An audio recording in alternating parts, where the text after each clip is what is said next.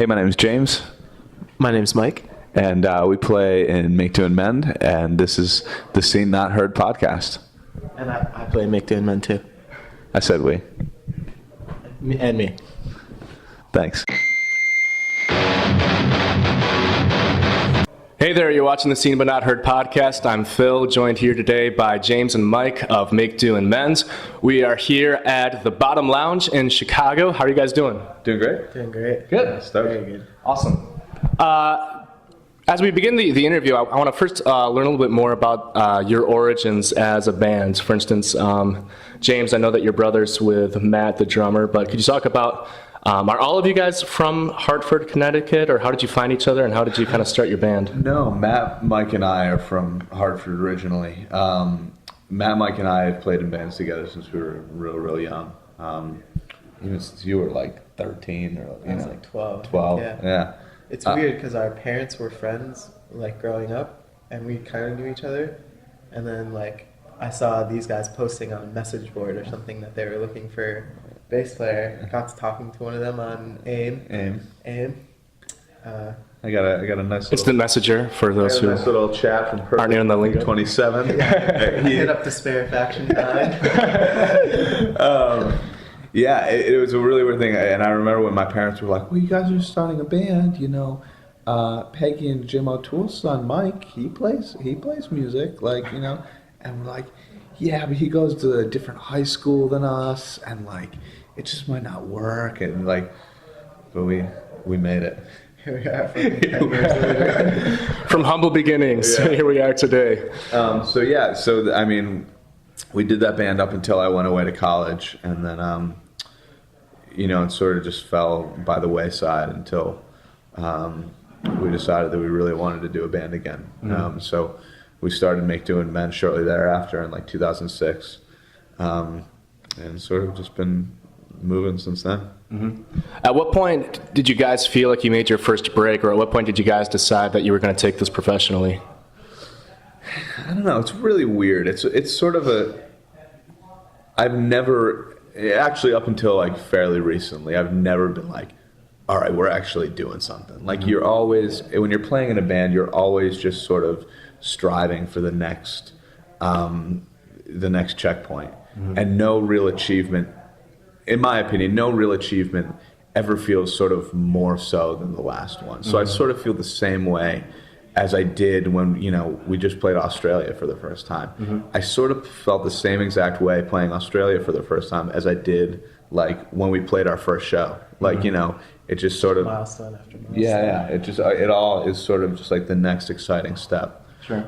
So over the past year, you know, this year in particular, 2011, it was when we first started, you know, doing the full-time thing, and you know, actually sort of playing in a band be our job per se. Mm-hmm. So it's been really cool. I graduated college in May, and that was sort of like the deadline. Like they were doing a lot of touring actually without me, which, you know, is neither here nor there. But once I graduated, it was kind of like the deadline for us to be like a full-time band. And, Very cool.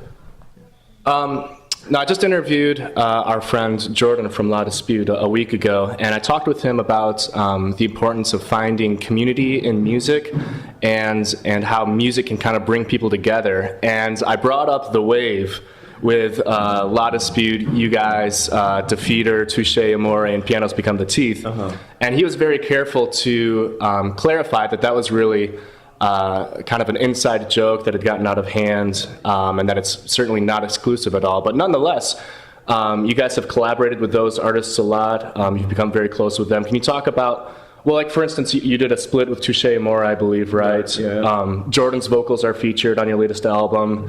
Mm-hmm. And then your bass player plays in Defeater, is that right? Yep, that's right. So could you talk a little bit about how you met those bands and how you became so close with them?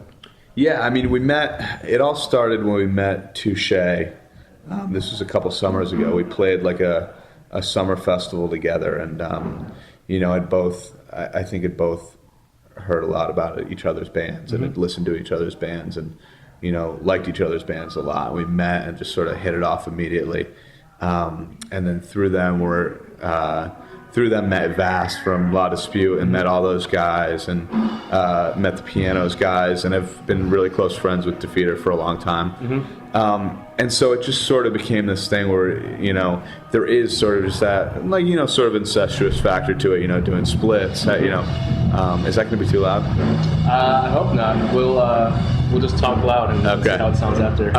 And so, but I mean, it's like in playing in a band, there are two very different sorts of relationships. You have your surface relationships with other dudes and other bands where it's just like, hey, bro, what's up? Yeah, cool. What do you guys got coming up next? Right. Oh, a tour? Wow, wild. That's crazy. Right. Oh, a record. And that's it. You know, that is the depth of the relationship right there.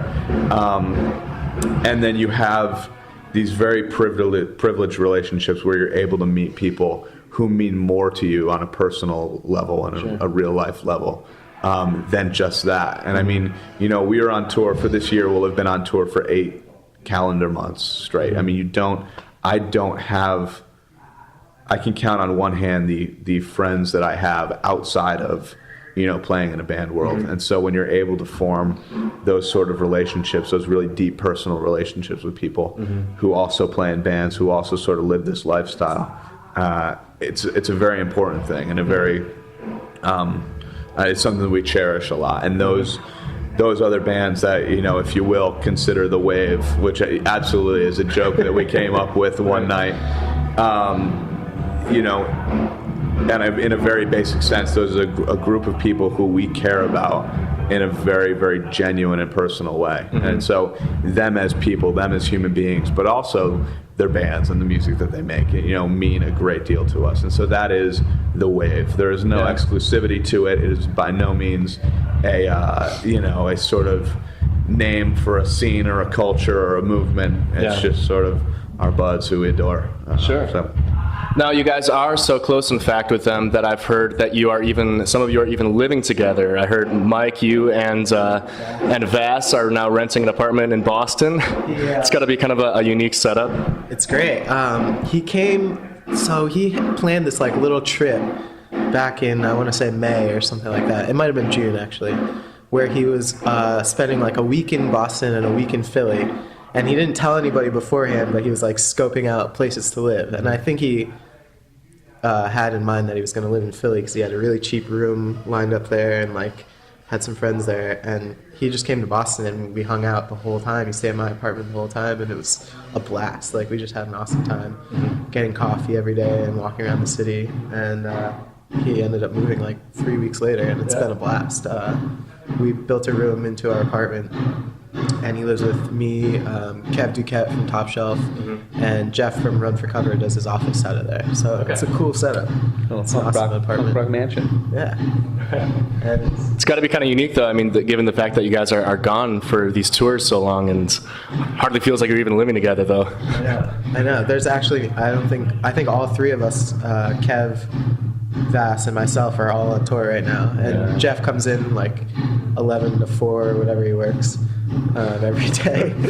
Works. And, smokes pot and plays video games. And other than that, the apartment is empty. So it is kind of weird. But it's felt more like a home to me than I've had in years. Like, I love coming back to that apartment. I love, you know, whenever we're all home, we have hours of conversation just about, you know, what's been up and you know, catching up and everything. It's great. It's so cool. Very cool. You guys, I noticed even in your latest music video, you kind of pay homage to some of those other bands that you're friends with as well. Do you want to talk about the new video that came out for Transparencies and what the vision was for that, or why you guys decided to do a computer animated version of the video, or? Yeah, I mean, so we just released a video for the song Transparencies, and it's a computer-generated, like, animated video. And it was one of those things where, you know, we needed to do another video for the record, and we'd already done a live-action one. We shot one for a song called Oak Square off the record. You know, we've been on tour for a long time, and it was sort of like, there wasn't going to be any time to like really film a video. And so a friend of ours named Matt Frodsham, who's actually from the United Kingdom, is an incredible graphic artist, like super talented, and just has a really awesome vision. We sort of hit him up and we were like, hey man, like, we need to do a video and we'd like to do something different. We'd like to do something more along the lines of animation. Can we sort of trust you with it? And he was like, yeah, like I'll do it. And he did it up. It's amazing. Yeah, it looks great. Yeah, a lot of the stuff, we've done a lot of things with this band where we put a lot of stock and sort of faith in our friends and people that we trust to say, like, hey, like, let's do something together. Like, we would like you to, with the album of our album artwork. We sort of told our friend Rob Doby, who did it, like, hey, this is what we want. Like, you do it. You flex your artistic muscles and let's see what happens. And knocked it out of the park. And it was the same thing with this video. We sort of just said, hey, this is what we're looking for. Let's do it. And we were so pleased with the results. Like, just very, very stoked on how it came out. Yeah, awesome. I agree. I think it looks great. Thank you. Now, the last time that I saw you guys was here in Chicago. You played the Beat Kitchen, and now you're back on tour with Senses Fail, Stick to Your Guns, and The Story So Far, right? Yep. How's the tour going so far? This is night 2. Yeah. Everybody's super nice. Like, did not expect everybody to be so like outwardly nice. Yeah, it kind of weirds me out how nice everybody is. I feel like A little bit too nice. A little bit too nice, yeah. I'm a bit suspicious. Yeah. You don't usually get that on like night 1 where everybody's like already hanging and, that cool to each other. Everyone in the scene is pretty genuinely friendly. Yeah, for sure. And we've been privileged enough to do a lot of touring with like people who we consider our close friends, and that always makes it easier. This is the first tour that we've ever done, really, where we have never met any of the bands on the tour. I only know one dude, and he's tour managing The Story So Far. Like, he's the only dude on this whole tour I had ever met before. Yeah, save for Black and Senses, but but yeah, did not know any of the bands, and so that's a weird position to sort of put ourselves in. We've never done it before, so to come into a situation like that and have everybody be so cool is really awesome. Yeah. Well, that's great. How long does this tour last, and then do you guys have any other plans for the year ahead? Let's see what we got. 22nd is the last day. Yeah, so it's about 3 weeks-ish. And then once we're done with this tour, we're actually off for the rest of the year, save for about a week of shows after Christmas with a band called Thursday. And so it'll be really nice to have a break. Like, we're going to have a good month to just sort of chill, do Thanksgiving and Christmas and all that good stuff. And then we're done, and then we actually are going to go in early 2012 and record a new record. Oh, awesome. Yep. Do you guys have kind of an idea for how you want this record to sound, or a vision, or themes, or sound, or anything for this yet? Or we sort of just started hashing it out and seeing sort of. It's a really funny thing because we all write in a certain sense separate from one another.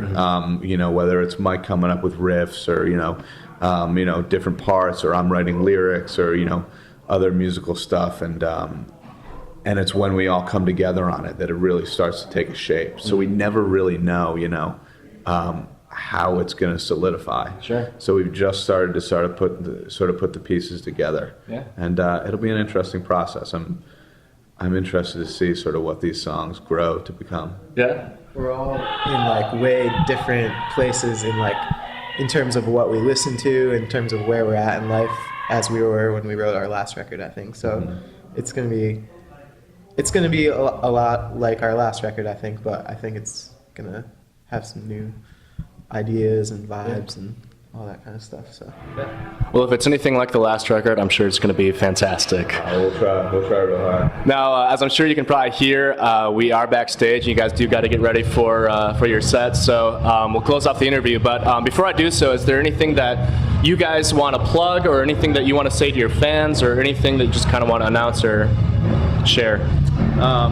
Thank you for doing such a thoughtful interview. Yeah, that was cool. a much appreciated thing. Doesn't happen very often. So thank you very much. Absolutely. We'll hope to do it again soon.